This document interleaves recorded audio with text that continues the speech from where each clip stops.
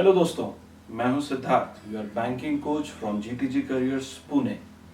तो दोस्तों, आज हम बात करते हैं कि बैंकिंग क्षेत्र में या फाइनेंस क्षेत्र में कौन कौन से ऐसे जॉब्स हैं जो युवा के लिए उपलब्ध हैं, युवा के लिए अवेलेबल हैं और इन जॉब्स में कम एक्सपीरियंस्ड या लगभग जीरो एक्सपीरियंस वाले युवाओं को भी अवसर प्राप्त हो सकते हैं। मगर इन जॉब्स में अवसर प्राप्त होने के लिए जो ज़रूरी चीज़ है वो ये कि हम इन जॉब्स को लेने के लिए तैयार रहें, both from the knowledge point of view as well as from the skill point of view. हमें ज्ञान भी होना चाहिए और हमारे पास वो स्किल्स भी होना चाहिए जो इस जॉब के लिए ज़रूरी है। तो दोस्तों, आज हम बात कर रहे हैं जॉब्स के बारे में।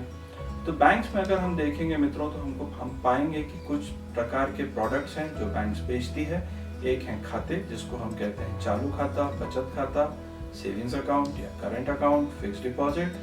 ये सारे जो प्रोडक्ट्स हैं वो बैंक के liability side of the balance sheet में आते हैं। ये बैंक्स की लाइबिलिटी कहलाते हैं, क्योंकि बैंक को ये पैसा किसी को वापस देना है। ये हमारा पैसा है जो बैंक्स की बुक में है। दूसरे जो प्रोडक्ट्स हैं बैंक्स में, वो कहलाते हैं ऋण या लोन। इसमें बैंक्स को पैसा ग्राहकों से वापस लेना रहता है, बैंक्स उनको पैसा देती है उधार। तो इन प्रोडक्ट्स को मित्रों हम कहते हैं असेट्स। आज हम असेट्स के जॉब्स के बारे में बात करेंगे। आरबीआई के कई रूल्स के कारण आज की डेट में बैंक्स को पीएसएल पे बहुत ध्यान देना पड़ता है।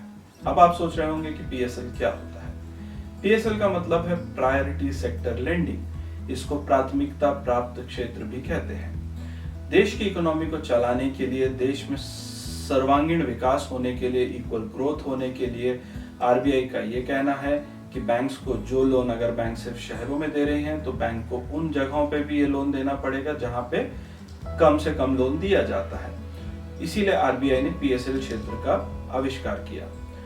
पीएसएल में आते हैं, सबसे पहले आता है पीएसएल में कृषि क्षेत्र, उसके बाद आता है एमएसएमई यानी लघु एवं मझले उद्योग, उसके बाद पीएसएल में आता है हाउसिंग लोन, पीएसएल में आता है एजुकेशन लोन। मित्रों, आज अगर हम देखें तो आरबीआई ने किसी भी प्राइवेट सेक्टर बैंक के लिए ये कंपलसरी कर दिया है या फिक्स कर दिया है कि उसकी लोन बुक का 40% हिस्सा जो होना चाहिए वो किसी न किसी पीएसएल क्षेत्र को लोन दिया हुआ हो। आज हम अगर देखें तो इस 40% में से आरबीआई कहती है कि 18% जो है वो जाना चाहिए किसानों को।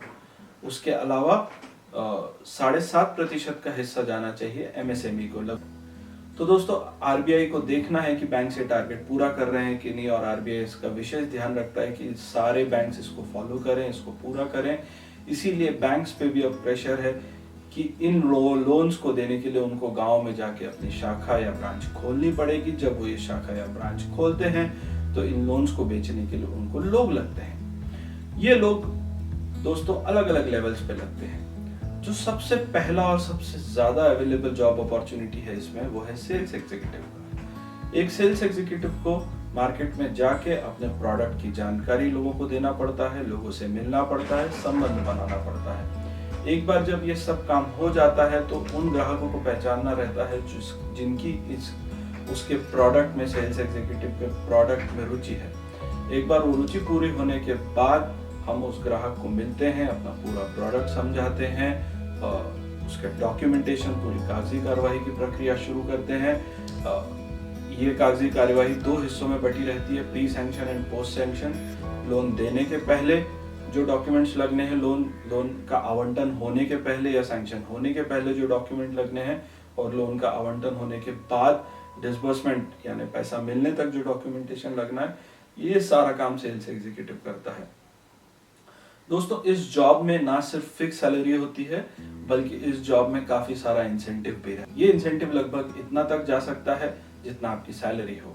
तो दोस्तों, लगभग आप अपनी सैलरी से 100% ज्यादा भी कमा सकते हैं इस जॉब के द्वारा।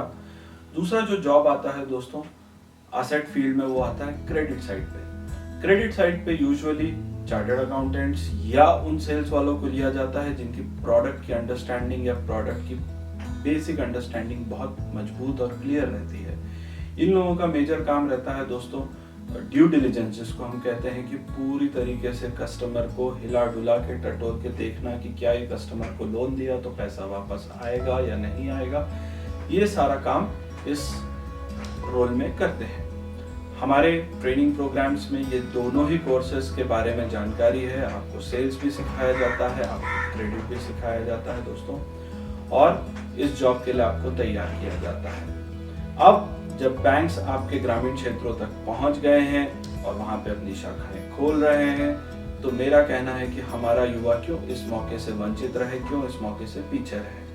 हम आपको तैयार करेंगे सेल्स के लिए, हम आपको तैयार करेंगे क्रेडिट के लिए, हम आपको प्रोडक्ट्स की सारी जानकारी भी देते हैं। ये सारी की सारी जानकारी हमारे वोकेशनल कोर्सेज में हम देते हैं, जो कि एक सर्टिफिकेट कोर्स है।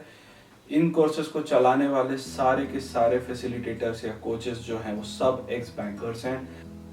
सारे के सारे कोचेस बैंकर्स हैं। जैसा मैंने कहा, ये सारे कोचेस को इन एंड आउट बैंकिंग की जानकारी रहती है।